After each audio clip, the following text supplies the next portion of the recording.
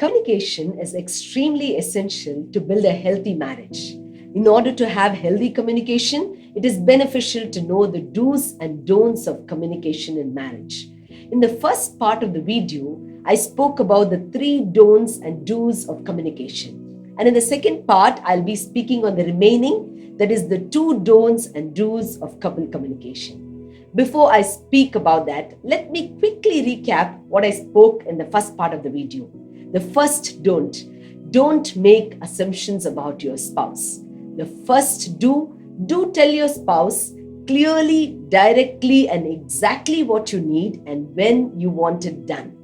The second don't use abusive, vulgar, demeaning words to your spouse, and beware of using the D word, divorce.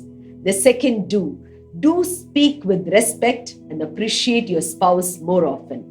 The third don't speak in extremes, you always, you never. The third do guard your tone and body language. If you have not watched the first part of the video, the link is given in the description below. Please go ahead and watch it. If you are blessed by our videos, please like and subscribe. This will encourage us to produce more family and marriage videos. If you have any topics on which you would like me to speak, please comment below. Let's go to the second part of the video, and in this video, we are going to look at the rest of it, the 2 don'ts and do's of couple communication. Welcome to the second part of the video.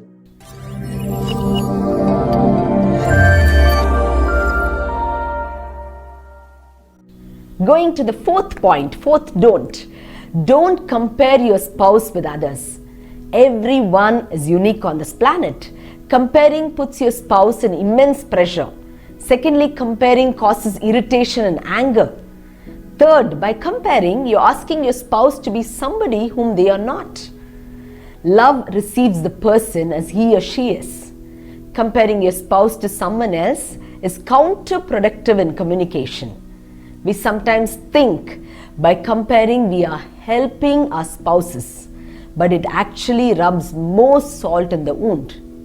So when we interact with our colleagues, co-workers and friends, we often tend to see only certain elements of their character and their lives. We don't see them fully. Their multifold role as husband, wife, or sibling, parent, child is blinded to us. In this way, our relationship toward them is 2-dimensional. It is not so in a marital relationship. In marriage, the relationship is 3-dimensional.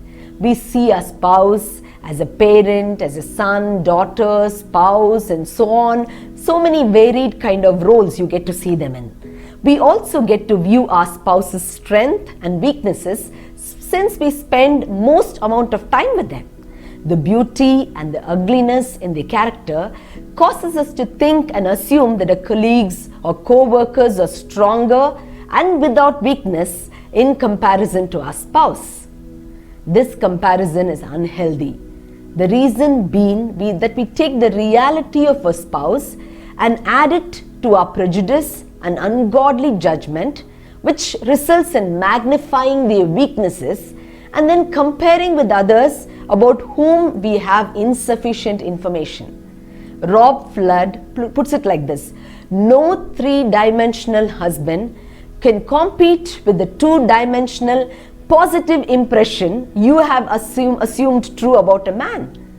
And no 3-dimensional wife can compete with the 2-dimensional positive impression you have assumed about a woman. The antidote to this kind of negative attitude is to wholeheartedly receive your spouse as a carefully chosen, handcrafted gift from God to you.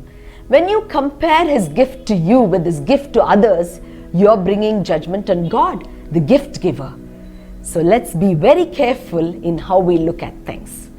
The next point, number 4, do cultivate the art of listening. The Bible says in James 1:19, everyone should be quick to listen, slow to speak, and slow to become angry.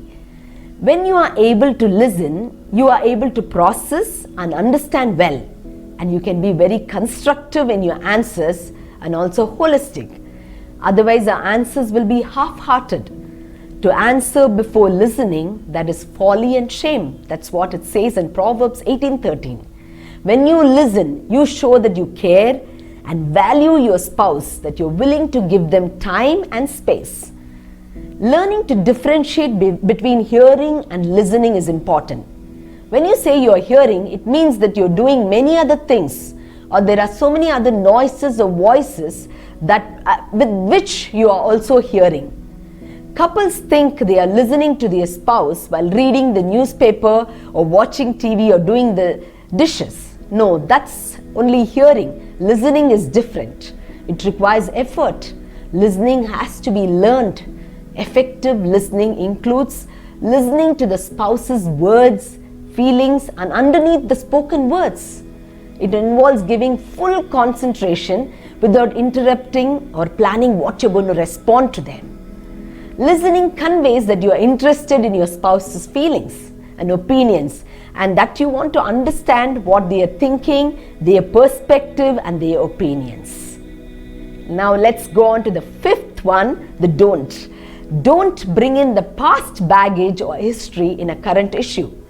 When you bring in an old story, you bring in old feelings, you trigger certain things in a person and you transport them to the old. Sometimes it is unpleasant and traumatic. The spouse would have passed on from that season and come out to another season. And every time you remind it, you're actually taking that person back to the past. Rather than the conversation trying to embody the future and thinking about something that is very prospective, when you refer to the past, you are like the people of Israel in the wilderness. Their goal and their destiny was a promised land, but they were always looking back to Egypt. They were feeling Egypt is better, but they were slaves in Egypt. So they need to understand that past occurrence that has caused pain in the couple are prisons. Don't handcuff your spouse and cast them into the prison of past, sometimes traumatic memories. You think you can win, you judge and you are vindictive in that manner, but it actually doesn't help your spouse. Most often when conversation gets tensed, there's plenty of temptation to go around. Perhaps there's been an offense. Perhaps it was a negligence or some harsh word that started the tension. It never helps the situation when you go back into history and bring out all the other things your spouse has done that have upset you. If you've been on the receiving end of this tactic, you know it's neither helpful nor fair. The actual situation that you're dealing with is immediately enlarged to include anything and everything from the past. This only leads to division and will not lead to unity.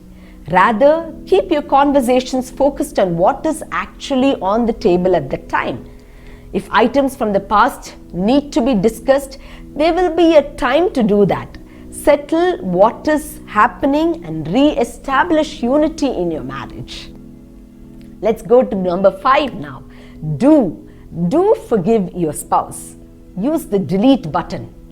Practice the greatest virtue of forgiving. Forgive as the Lord forgave you. Genuine love, heartfelt love, Christ-like love covers over a multitude of sins. This is the driving force in any marriage. You know the person from such a close quarter. Their scars are so visible to you. Genuine love covers those scars. Spouse in a relationship is like a cosmetic that we use, a concealer that helps cover those scars. Forgiveness is that cosmetic. Bible says in Colossians chapter 3 verses 13, bear with each other and forgive one another if any of you has a grievance against someone. Forgive as the Lord forgave you.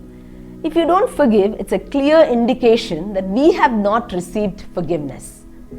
Secondly, when you don't forgive, you're pushing your spouse to be in a place of guilt, shame, and fear. And that is a cycle. So let go of that cycle. Let not the enemy take advantage of that. When you forgive, you don't give enemy a foothold. That's the power of forgiveness. You break the chain of guilt, shame, and fear when you learn to forgive your partner. In essence, when you want to celebrate Christ in your relationship, Forgiveness is the greatest act that you can do. So, we have seen 5 don'ts and do's in communicating with your spouse.